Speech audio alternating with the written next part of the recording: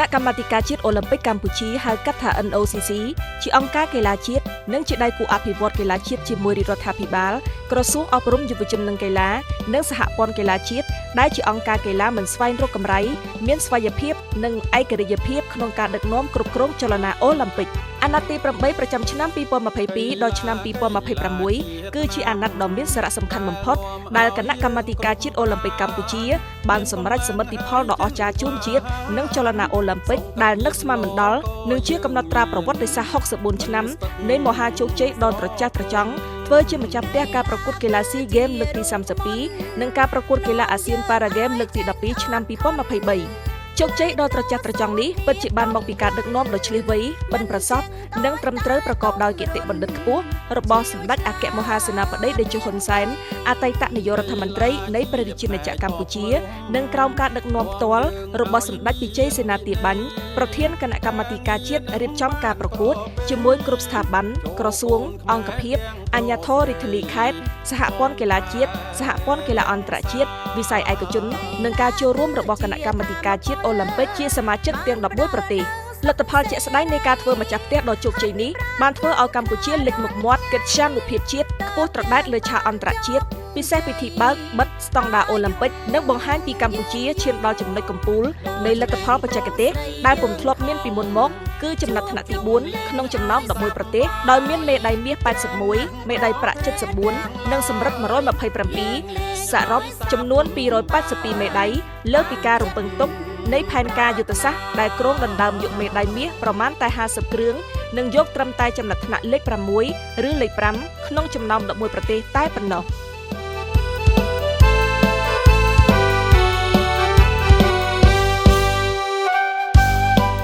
ដើម្បីរក្សាសមាជិកភាពចលនាអូឡ িম্প ិករបស់កម្ពុជាលើឆាកអន្តរជាតិក្នុងអាណត្តិទី8នេះគណៈកម្មាធិការជាតិអូឡ িম্প ិកកម្ពុជាបានដឹកនាំប្រតិភូកីឡាកម្ពុជាចូលរួមប្រកួតកីឡាអាស៊ីរដូវក្តៅនៅទីក្រុងហាន់ជូវសាធារណរដ្ឋប្រជាមានិតចិនកីឡាអូឡ িম্প ិករដូវក្តៅនៅទីក្រុងប៉ារីសសាធារណរដ្ឋបារាំងដែលពេលនេះកម្ពុជាត្រូវបានផ្ដល់កិត្តិយសឲ្យតារារ៉េបកំពូលកម្ពុជាគឺលោកវណ្ណដាចូលរួមច្រៀងក្នុងពិធីបិទធ្វើឲ្យមានការភ្ញាក់ផ្អើលជុំវិញពិភពលោកផងដែរការចូលរួមប្រកួតកីឡាយុវជនអាស៊ីលើកទី4នៅព្រះរាជាណាចក្របារ៉ែនឆ្នាំ2025ប្រតិភូកីឡាកម្ពុជាបានចូលរួមប្រកួតដោយទទួលជោគជ័យផ្នែកបច្ចេកទេសគឺដណ្ដើមបានមេដាយកើនឡើងក្នុងការប្រកួតកីឡាយុវជនទទួលបានមេដាយប្រាក់2និងមេដាយសំរឹទ្ធ2លើសពីការចូលរួមប្រកួតមុនម្យ៉ាងទៀតគឺជាការចូលរួមដកស្រង់បទពិសោធន៍ពីការរៀបចំធ្វើម្ចាស់ផ្ទះផងដែររីឯការប្រកួតកីឡាស៊ីហ្គេមលើកទី33នៅទីក្រុងបាងកកព្រះរាជាណាចក្រថៃចលនាអូឡ িম্প ិកកម្ពុជារក្សាខ្ជាប់ខ្ជួននៅគោលការណ៍ការទូតកីឡាគោរពធម្មនុញ្ញក្រុមប្រឹក្សាស៊ីហ្គេមដោយបានចូលរួមពិធីលើកទង់ជាតិនិងពិធីបើកការប្រកួតជាផ្លូវការប៉ុន្តែត្រូវដកប្រតិភូត្រឡប់មកវិញនាពេលប្រកួតការចូលរួមប្រកួតកីឡាអាស៊ីរដូវរងាលើកទី1ឆ្នាំ2025ក្នុងប្រវត្តិសាស្ត្រចលនាអូឡ িম্প ិកកម្ពុជានៅទីក្រុងហាអឺពីងប្រទេសចិនដែលធ្វើឲ្យចលនាអូឡ িম্প ិកអន្តរជាតិអបអរសាទរនិងកោតសរសើរដល់កម្ពុជាបានខិតខំរៀបចំ Winter Sport ចូលរួមការប្រកួតតាមគោលការណ៍នយោបាយរបស់ IOC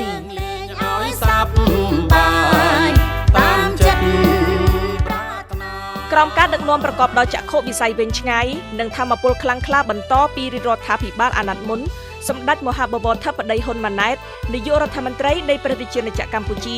បានបន្តយកចិត្តទុកដាក់ខ្ពស់គាំទ្រនិងជំរុញការលើកកម្ពស់កីឡាយុទ្ធគុណចម្រុះខ្មែរបុរាណនិងគុណចម្រុះអន្តរជាតិ MMA ដើម្បីបង្ហាញសក្ខីភាពក្នុងការគាំទ្រដោយសម្ដេចបានអនុញ្ញាតឲ្យសហព័ន្ធកីឡាយុទ្ធគុណចម្រុះ AMMA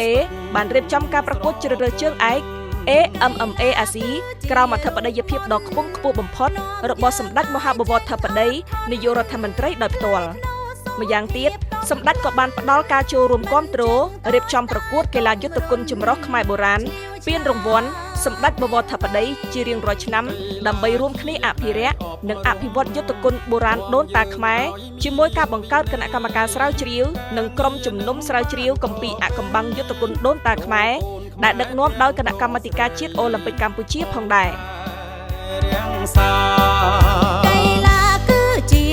គណៈកម្មាធិការជាតិអូឡ িম্প ិកកម្ពុជាបានសហការជាមួយក្រសួងអប់រំយុវជននិងកីឡារៀបចំការប្រកួតកីឡាជាតិលើកទី4 កីឡាជនមានពិការភាពលើកទី2ក្រោមអធិបតីភាពដ៏ខ្ពង់ខ្ពស់បំផុតសម្ដេចមហាបវរធិបតីនាយករដ្ឋមន្ត្រីនៃព្រះរាជាណាចក្រកម្ពុជាបានទទួលជោគជ័យ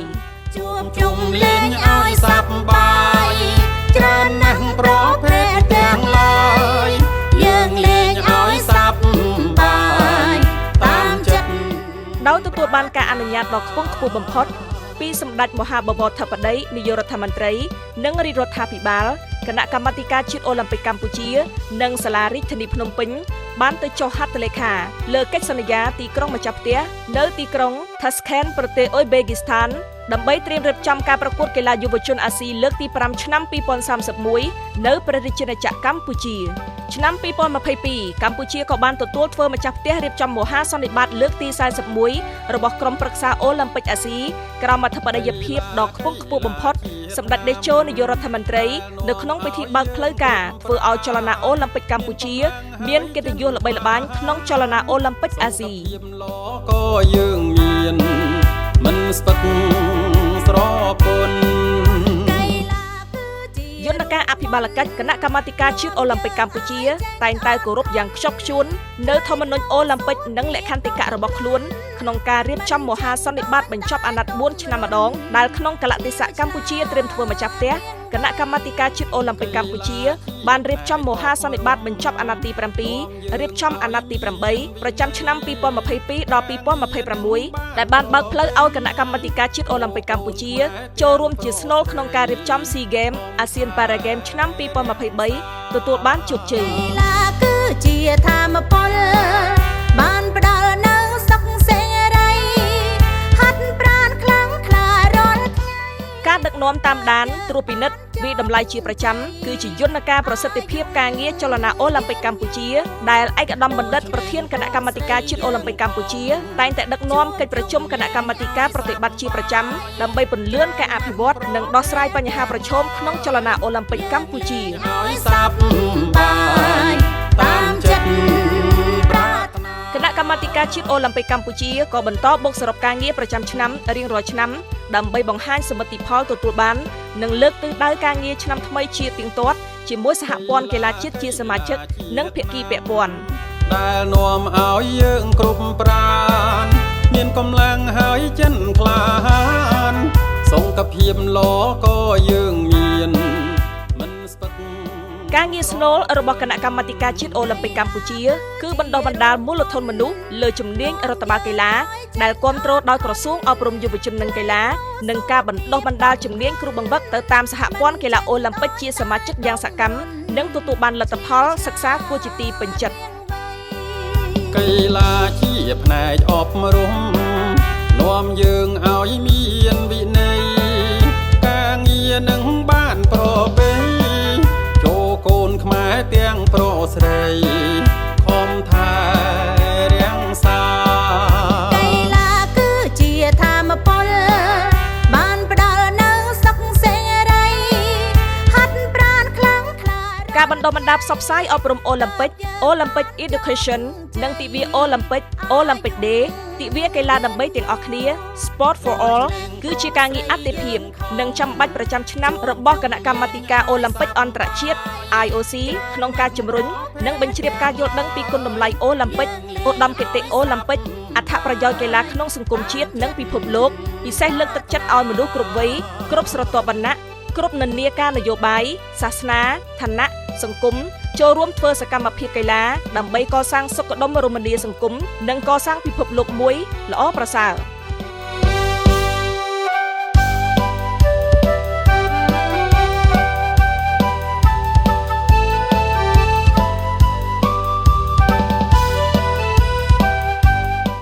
ព្រឹត្តិការណ៍កីឡាមហាជនកីឡាទេសចរកីឡាដើម្បីមនុស្សធម៌និងសប្បុរសធម៌បានត្រូវគណៈកម្មាធិការអូឡ িম্প ិកកម្ពុជាយកចិត្តទុកដាក់រៀបចំប្រកបដោយគុណភាពនិងស្តង់ដារអន្តរជាតិហើយរាជរដ្ឋាភិបាលតែងតែគាំទ្រនិងអនុញ្ញាតជាគោលការណ៍ឲ្យគណៈកម្មាធិការជាតិអូឡ িম্প ិកកម្ពុជារៀបចំទិវារត់ប្រណាំងអន្តរជាតិជាច្រើនជារៀងរាល់ឆ្នាំនៅរាជធានីភ្នំពេញនិងនៅតាមគោលដៅទេសចរសំខាន់ៗ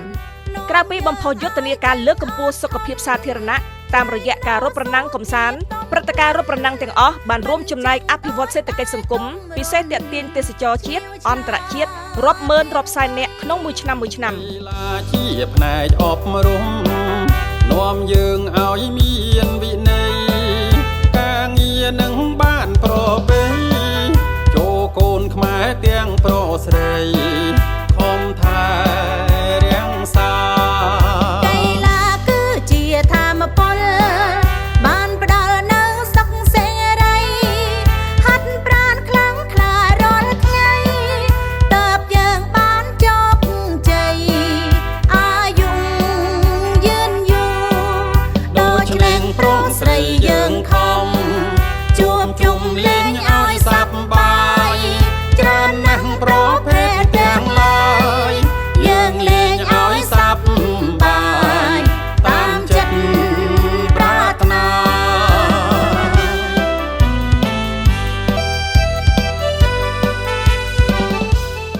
ព្រឹត្តិការណ៍កីឡាកុមារអូឡ িম্প ិក Baby Olympic Game គឺជាសកម្មភាពថ្មីមួយទៀតរបស់គណៈកម្មាធិការជាតិអូឡ িম্প ិកកម្ពុជាដើម្បីបណ្ដុះគំនិតទស្សនៈអូឡ িম্প ិកដល់កុមារាកុមារីពីតូចៗឲ្យស្រឡាញ់ចូលចិត្តលេងកីឡា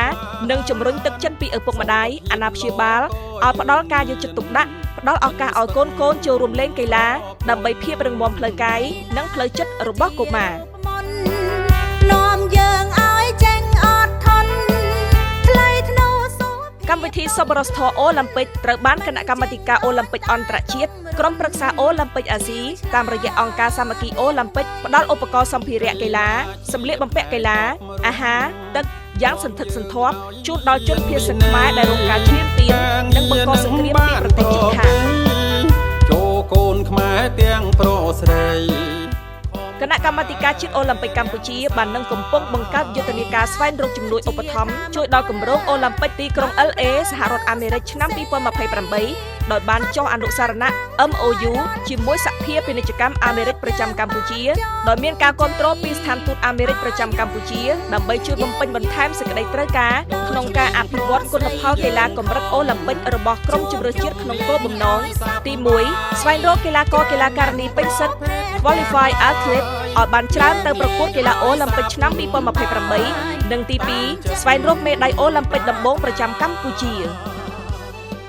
ក្នុងនាមគណៈកម្មាធិការជាតិអូឡ িম্প ិកកម្ពុជាសូមថ្លែងអំណរគុណយ៉ាងជ្រាលជ្រៅបំផុតជូនចំពោះសម្ដេចអគ្គមហាសេនាបតីតេជោហ៊ុនសែនអតីតនាយករដ្ឋមន្ត្រីប្រធានព្រឹទ្ធសភាកម្ពុជាសម្ដេចមហាបវរធិបតីហ៊ុនម៉ាណែតនាយករដ្ឋមន្ត្រីនៃព្រះរាជាណាចក្រកម្ពុជាដែលសម្ដេចទាំងទ្វេតែងតែយកចិត្តទុកដាក់ខ្ពស់និងជួយឧបត្ថម្ភគាំទ្រដល់ចលនាអូឡ িম্প ិកកម្ពុជាគ្រប់ពេលវេលាសូមអរគុណសហព័ន្ធកីឡាជាតិក្រសួងអប់រំយុវជននិងកីឡាក្រសួងទេសចរក្រសួងវប្បធម៌និងវិចិត្រសិល្បៈក្រសួងស្ថាប័នអង្គភាពអាជ្ញាធររាជធានីខេត្តវិស័យឯកជនសប្បុរសជនភាគីពាក់ព័ន្ធទាំងអស់ដែលតែងតែបន្តការគាំទ្រ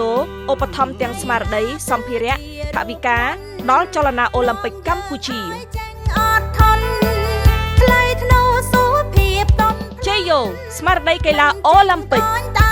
កីឡា